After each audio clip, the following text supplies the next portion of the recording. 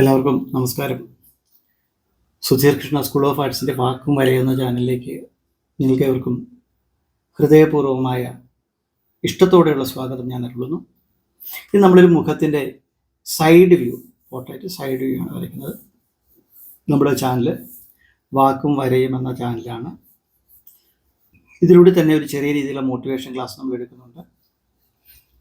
ആദ്യം തന്നെ നമ്മൾ പറയുന്നത്, നിങ്ങൾക്ക് വാക്ക് കേൾക്കേണ്ടാത്തവർക്ക് ഒരു 5 മിനിറ്റ് മുന്നോട്ട് ഓടിച്ചു കഴിഞ്ഞാൽ വര മാത്രമായി കിട്ടും.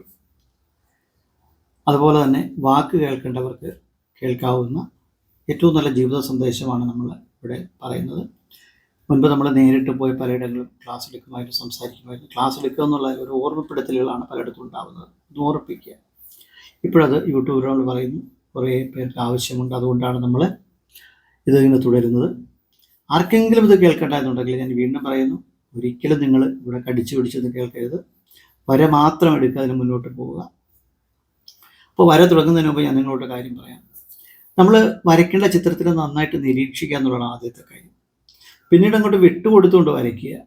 ഒരുപാട് ഫലേച്ഛകളാണ് നമ്മുടെ നന്നായിട്ട് ഉണ്ടാകും എന്നുള്ള ഒരു ഫലം സിദ്ധിക്കും, അല്ലെങ്കിൽ നമ്മളിലേക്ക് എത്തുമെന്നുള്ള ഇച്ഛ താല്പര്യമാണ് നമുക്ക് പലതും ദുഃഖമുണ്ടാക്കുന്നത്. വരച്ചാൽ ശരിയാവത്തൊക്കെ സാന്ദർഭികവശാൽ ഇന്നൊരു ജീവിത തത്വം പറയാം. കാരണം ഇന്ന് ഏകാദശി പ്രമാണിച്ച് ഞാൻ ക്ഷേത്രത്തിൽ പോയി. അവിടെ ഒരു അമ്മ എന്നോട് സ്നേഹത്തോടെ സംസാരിച്ചു കൊടുത്ത് പറഞ്ഞു, മോനെ, എത്രയൊക്കെ പ്രാർത്ഥിച്ചിട്ടും ദുഃഖം ഒഴിയുന്നില്ല. നമ്മൾ ഭഗവാനോട് പ്രാർത്ഥിച്ചിട്ട് എന്തുകൊണ്ടാണ് ഈ ദുഃഖം നമ്മെ വിട്ടുപോകാത്തത്? പരീക്ഷണമാണോ ഈശ്വരൻ്റെ എന്നൊക്കെ ചോദിച്ചു. അപ്പം ഞാൻ അവരോട് പറഞ്ഞത്, അമ്മേ, ഇതൊരു പരീക്ഷണമേ അല്ല. ഭഗവാൻ നമ്മളെ പരീക്ഷിക്കാനിരിക്കുന്ന ഒരു എക്സാമിനറോ അല്ലെങ്കിൽ ടീച്ചറോ ഒന്നുമല്ല. നമ്മുടെ ദുഃഖങ്ങൾക്ക് കാരണം നമ്മൾ തന്നെയാണ്.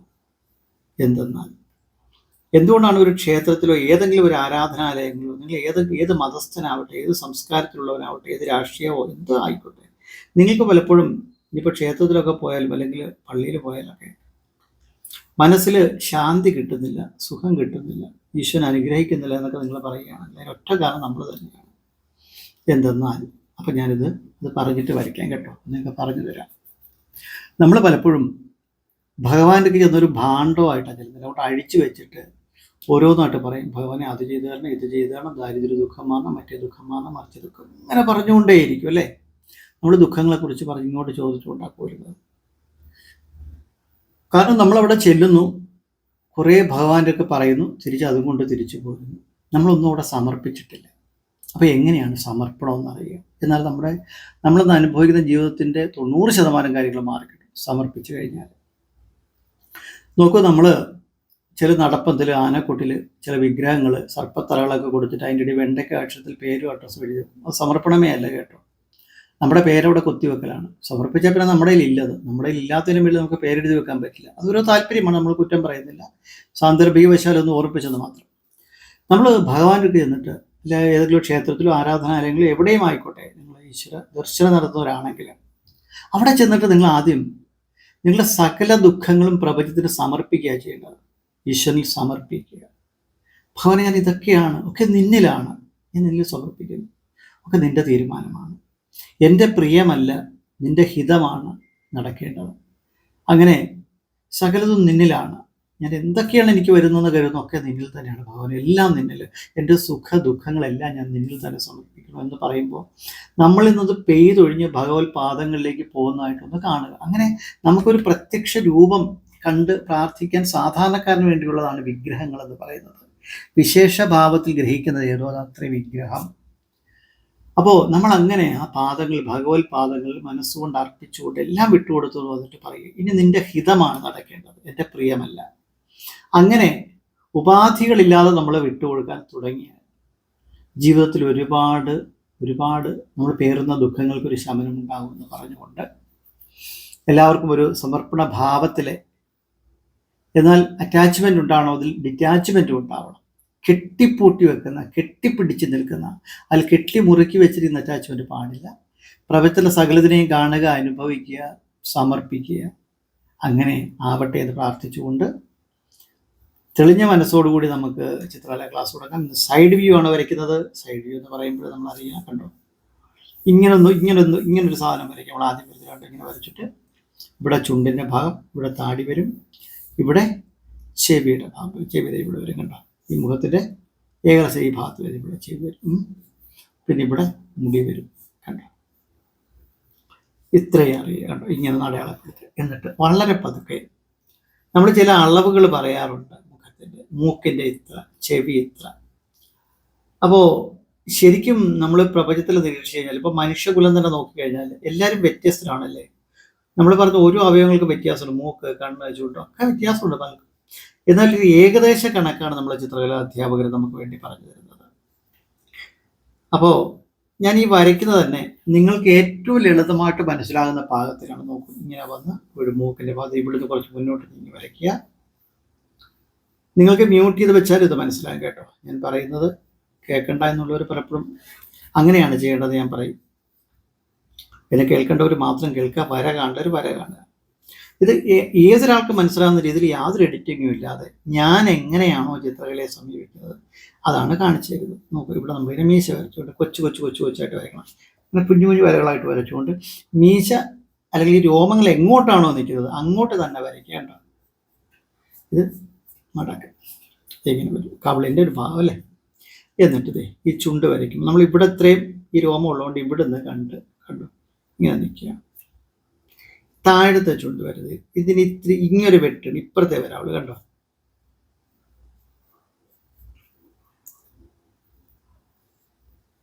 ഇങ്ങനെ. എന്നിട്ട് ഇത് ഇങ്ങനെ, ഇത് നമുക്കറിയാം. ഇവിടെയൊക്കെ ചില ആൾക്കാരല്ലേ ഈ എന്താണ് ഫ്രഞ്ച് തടിയൊക്കെ ഇവിടെ ആയിരുന്നല്ലേ, ഇങ്ങനെ പോകുന്നത്. അപ്പോൾ ഇവിടെ ഒരു ചെറിയ ഇത് കാണും, ഈ ഒരു മടക്കി. നമുക്ക് ഇതൊക്കെ ചില അടയാളങ്ങൾ പറയുന്നത് കേട്ടോ, മനസ്സിലാക്കാൻ വേണ്ടിയിട്ട്. ഇതുണ്ടോ, ഇപ്പോൾ ചുണ്ട് വരയ്ക്കുന്നത് ഇവിടെ ഇച്ചിരി പൊക്കി വരച്ചാൽ എന്ത് പറ്റും, ഒരു പുഞ്ചിരി ഉണ്ടാകും അല്ലേ. നമ്മളിപ്പോൾ എപ്പോഴും കാണാൻ ആഗ്രഹിക്കുന്നതും കൊടുക്കേണ്ടതും എന്താണ്, പുഞ്ചിരി തന്നെയാണ് അല്ലേ. നമുക്കൊരാൾക്ക് 5 പൈസ മുടക്കില്ലാതെ കൊടുക്കാൻ ഒരു പുഞ്ചിരിയാണ്, ഒരു നല്ല വാക്കാണ് എന്ന് പറഞ്ഞ പോലെ. കണ്ടോ, നിസ്സാരമായിട്ട് വരച്ചു അല്ലേ.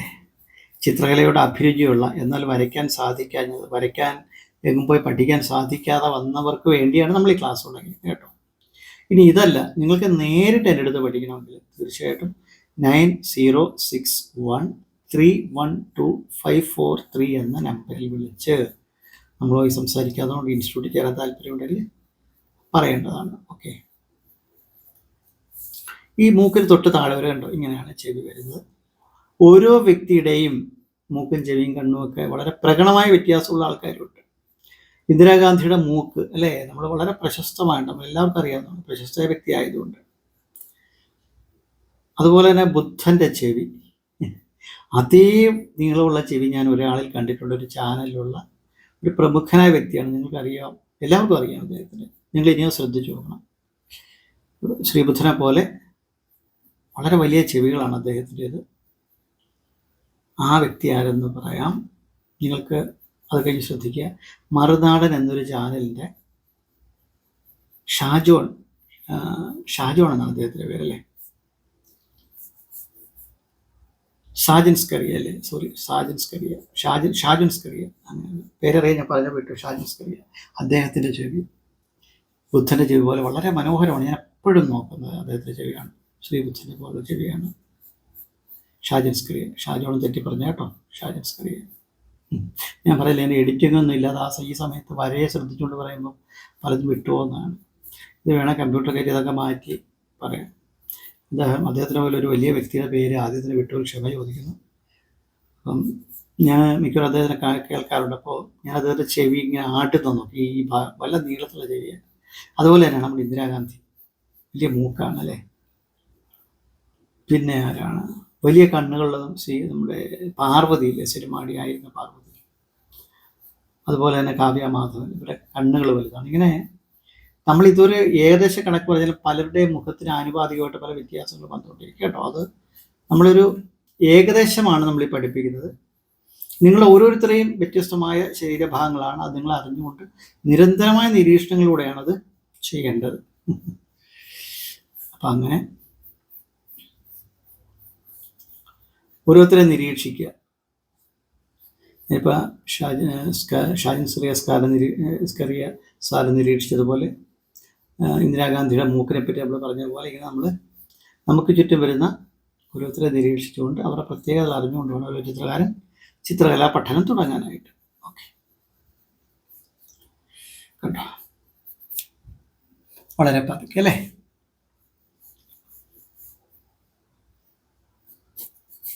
മുഖം നമ്മുടെ ശരീരത്തിൽ കുറച്ച് മുൻപോട്ട് ഇങ്ങനെ നിൽക്കുന്നതായിട്ട് കാണാം അല്ലേ, കുറച്ച് നടു ഇങ്ങനെ വളർന്നിട്ടാണ് നിൽക്കുന്നത്. ഞാൻ പറയും, ഇത് നമ്മളൊരു ഫൈൻ ആർട്ട് സ്കൂളിൽ നിന്നൊന്നും നിങ്ങൾക്ക് ഇത്രയും ഡീറ്റെയിൽ ആയിട്ടൊന്നും തരില്ല. കാര്യം നമ്മളൊക്കെ പഠിച്ചതല്ലേ. നമ്മൾ കൂടുതൽ ഔട്ട്ഡോർ ഒക്കെ ചെയ്തിട്ടും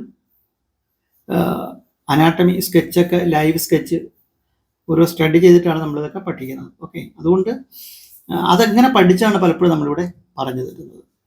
അപ്പോൾ നിങ്ങൾ തീർച്ചയായിട്ടും ഇത് ഒരു മാതൃക മാത്രമാക്കി എടുക്കണം. അല്ലാതെ ആർട്ടിസ്റ്റ് സുധീർ കൃഷ്ണൻ എന്ന് പറയുന്നത് വലിയ ആർട്ടിസ്റ്റ് ഒന്നുമല്ല.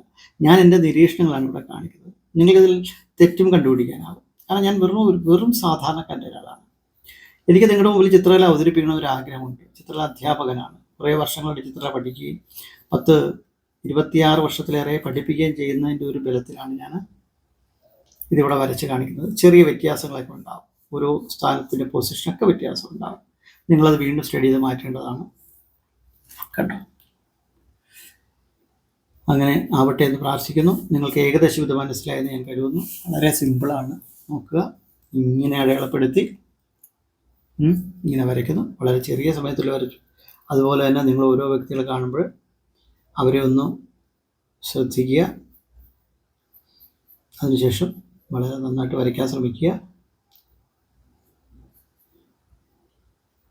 ഞാൻ പറയുന്നതിനകത്ത് എന്തെങ്കിലും നിങ്ങൾക്ക് കേൾക്കാതെ വരുന്നുണ്ടെങ്കിൽ അല്ലെ മനസ്സിലാതെ വരുന്നുണ്ടെങ്കിൽ കമൻറ്റിൽ ചോദിക്കുക. അല്ലെങ്കിൽ എൻ്റെ നമ്പറുണ്ട്. നമ്മൾ ആര് വിളിച്ചാലും സമയം പോയിട്ട് സംസാരിക്കുന്ന ഒരാളാണ്. അങ്ങനെ വാക്കും വരയുമെന്ന എൻ്റെ എഡിറ്റിംഗ് ഇല്ലാത്ത ചാനൽ നിങ്ങളുടെ മുമ്പിൽ ഈ ചിത്രം കൂടെ അവതരിപ്പിക്കുകയാണ്. തുടക്കക്കാർക്ക് ഒരുപാട് രീതിയിലുള്ള ക്ലാസ്സുകൾ ഇവിടെ അവതരിപ്പിച്ചിട്ടുണ്ട്. 300-നടുത്ത് ചിത്രങ്ങളുണ്ട്. അപ്പോൾ നിങ്ങൾ താല്പര്യമുള്ളതൊക്കെ കാണുക. ഇഷ്ടമായാൽ സബ്സ്ക്രൈബ് ചെയ്യുക, നമ്മൾ ഫോളോ ചെയ്യുക. നിങ്ങൾക്ക് പ്രയോജനമുണ്ടെങ്കിൽ അത് മറ്റുള്ളവർക്ക് പ്രയോജനപ്രദമാകുമെന്ന് കരുതിയാൽ മാത്രം അവർക്കൊന്ന് ഫോർവേഡ് ചെയ്ത് കൊടുക്കുക. സമയം കിട്ടിയാൽ നിങ്ങളുടെ വിലയേറിയ അഭിപ്രായങ്ങൾ എന്നെ അറിയിക്കുക. നമുക്കങ്ങനെ സ്നേഹഭാഷയിലൂടെ പ്രപഞ്ചത്തിൽ നിറഞ്ഞു നിൽക്കുന്ന പ്രണയത്തിലൂടെ പ്രണയം പങ്കുവെച്ചുകൊണ്ട് നമുക്ക് മുന്നോട്ട് പോകാം. നമുക്കെല്ലാവരോടും നല്ലത് പറയാം, നല്ലത് വരണമെന്ന് പ്രാർത്ഥിക്കാം, നല്ല കാഴ്ചകൾ കാണണമെന്ന് പ്രാർത്ഥിക്കാം. ദുരിതങ്ങളും നമ്മളിലേക്ക് എത്തരുത്, അല്ലെങ്കിൽ നമുക്ക് അങ്ങനെ ഒരു വാർത്ത കേൾക്കാൻ ഇടയാവരുത് എന്ന് സർവേശ്വരനോട് പ്രാർത്ഥിക്കാം. നമ്മുടെ വാക്കുകൊണ്ട് പോലെ ആൾക്ക് മുറിയരുതെന്ന് നമ്മൾക്ക് ആഗ്രഹിക്കാം. അങ്ങനെ സകലരോടും പ്രണയം മാത്രം നിറച്ചുകൊണ്ട്, പ്രണയം നമ്മൾ കൂടുതൽ പറയുന്നത് എന്താണെന്ന് വെച്ചാൽ അതിൽ ഭക്തി കലരുമ്പോഴാണ് പ്രണയം. കേവലമായ സ്നേഹത്തിൽ ഭക്തി ചാലിച്ചാൽ അത് പ്രണയമായി മാറും. പ്രേമം, വിശ്വപ്രേമം, പ്രപഞ്ചത്തിന് നമ്മളോടുള്ളതാണ്, പ്രേമമാണ്. പ്രേമത്തിലാണ് ഒരു പൂ വിരിയുന്നത്, പൂന്തേൻ ഉണ്ണപ്പെടുന്നത് ഒക്കെ പ്രേമത്തിലാണ്, പൂമ്പാറ്റുകൾ പാറുന്നതൊക്കെ. നമ്മൾ പറയാറില്ലേ, ജലത്തിൽ ഭക്തി ചേരുമ്പോൾ കലരുമ്പോൾ അത് തീർത്ഥമായി മാറും. ആഹാരത്തിൽ ഭക്തി കലരുമ്പോൾ അത് പ്രസാദമായി മാറും. നമ്മുടെ കേവലമായൊരു ഇഷ്ടത്തിൽ ഭക്തി കൂടെ കലരുമ്പോൾ അത് പ്രേമമായി മാറും, ശുദ്ധമായ പ്രേമം. അപ്പോൾ നമ്മൾ മറ്റൊന്നും കാണാറില്ല അല്ലേ. നന്നായി പ്രണയിച്ചു കഴിഞ്ഞാൽ നമുക്ക് പ്രപഞ്ചത്തിലെ അഹിതങ്ങളായിട്ടൊന്നും നമ്മളിലേക്ക് എത്തില്ല. നമ്മൾ കുറ്റം കണ്ടുപിടിക്കുന്ന പ്രണയം നഷ്ടപ്പെടപ്പെടുക കേട്ടോ. നമുക്ക് പലരെയും ദോഷങ്ങൾ കാണാനാവുന്നത്. നമ്മൾ പ്രണയഭാവത്തിൽ നിന്നാൽ ഒന്നിലും നമ്മൾ ദോഷങ്ങൾ കാണാറേ ലഭിക്കാറില്ല. അങ്ങനെ നമുക്ക് സകലത്തിലൂടെ പ്രണയഭാവത്തിൽ കണ്ടുകൊണ്ട് ഞാനും ഈ പ്രണയത്തിലോടുകൂടി ഈ ചിത്രം വരയ്ക്കുകയാണ്. ഇതിൽ എന്തെങ്കിലും ഒരു തെറ്റുണ്ടെങ്കിൽ പ്രണയഭാവത്തോടുകൂടി അതിനെ നിങ്ങൾ എടുക്കാതിരിക്കുകയും നിങ്ങൾക്ക് വേണ്ടതിന് മാത്രം എടുത്തുകൊണ്ട് നല്ലൊരു ചിത്രകാരനായി മറ്റ് ലളിതമായ ചിത്രകലാ പാഠങ്ങൾ ഇതിൻ്റെ മുമ്പിലുള്ള ശ്രദ്ധിച്ചുകൊണ്ട് അതും വേണമെങ്കിൽ നിങ്ങൾക്ക് എടുത്തുകൊണ്ട് കൂടെ ഉണ്ടാകുമെന്ന പ്രതീക്ഷയോടുകൂടി സ്നേഹത്തോടുകൂടി സുധീർ കൃഷ്ണനാണ്. ഒന്നുകൂടി പറയുന്നു, ആർക്കെങ്കിലും നമ്മളെ വിളിക്കണമെങ്കിൽ വിളിക്കാം. ചിത്രകലാ ക്ലാസ്സിൽ നേരിട്ട് പഠിക്കണമെങ്കിൽ എല്ലാ ക്ലാസ്സും ലൈവായിട്ടാണ് നമ്മൾ ചെയ്യുന്നത്. ഓൺലൈനാണ്. നമ്മൾ കൂടെ ഇരുന്ന് വരച്ച് കാണിച്ച് തെറ്റ് തിരുത്തി പഠിപ്പിക്കുന്ന ക്ലാസ്സുകളാണ്. നിങ്ങളുടെ സമയവും കാലവും ദേശവും ഒന്നും നമുക്കിവിടെ പ്രശ്നമല്ല. നിങ്ങൾക്ക് അഫോർഡബിളായ ചില ഫീസ് സ്ട്രക്ചറുകളൊക്കെയാണ് നമ്മളിതിൽ കൊടുത്തിട്ടുള്ളത്. നിങ്ങൾക്ക് സംസാരിക്കാം. അങ്ങനെ താല്പര്യമുള്ളവർ ബന്ധപ്പെടുക. അടുത്തൊരു ചിത്രവുമായിട്ട് ഞാൻ വരുന്നവരേക്ക് നിങ്ങൾക്കെല്ലാം എൻ്റെ ഹൃദയത്തിൽ നിന്നുള്ള ഇഷ്ടം അറിയിച്ചുകൊണ്ട് സ്നേഹപൂർവ്വം സുധീർ കൃഷ്ണൻ ഒരുപാട് ഒരുപാട് ഒരുപാട് ഒരുപാട് ഇഷ്ടം. നന്ദി.